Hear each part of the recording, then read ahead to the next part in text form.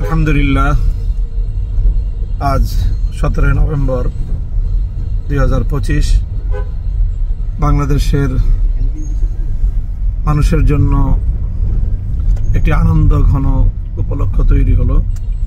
ইতিহাসের একটি অনন্য দৃষ্টান্ত স্থাপিত হলো বাংলাদেশের বিচার বিভাগে।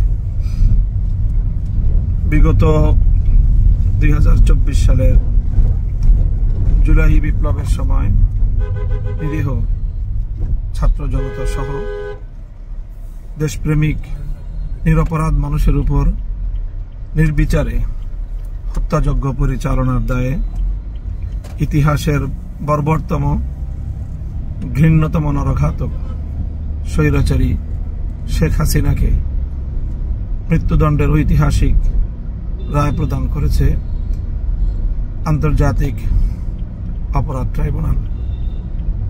আমরা মনে করি এই বিচারের মধ্য দিয়ে প্রমাণ হলো জুলুম, অত্যাচার এবং মানুষের অধিকার হরণ করে নিস্তার পাওয়া যায় না। দাম্ভিক স্বৈরাচারী শেখ হাসিনার এই পরিণাম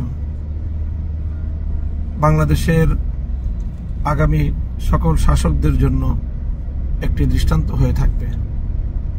নিরীহ মানুষের রক্তে আর কারো হাত রঞ্জিত না হোক। নিহত শাহাদাতপ্রাপ্ত বীর শহীদানদের আত্মার মাগফিরাত কামনা করছি।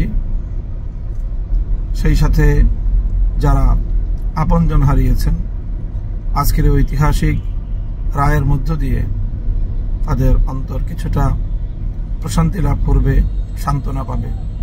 যারা জীবনের তরে পঙ্গুত্ব বরণ করেছেন, তারা একটি সান্ত্বনা নিয়ে জীবনের অবশিষ্ট সময়টুকু অতিবাহিত করতে পারবে। বাংলাদেশ ফ্যাসিবাদ মুক্ত, স্বৈরতন্ত্র মুক্ত একটি সুন্দর বাংলাদেশের দিকে এগিয়ে যাবে প্রত্যয়দীপ্ত কদমে। সেই প্রত্যাশা ব্যক্ত করছি আমরা।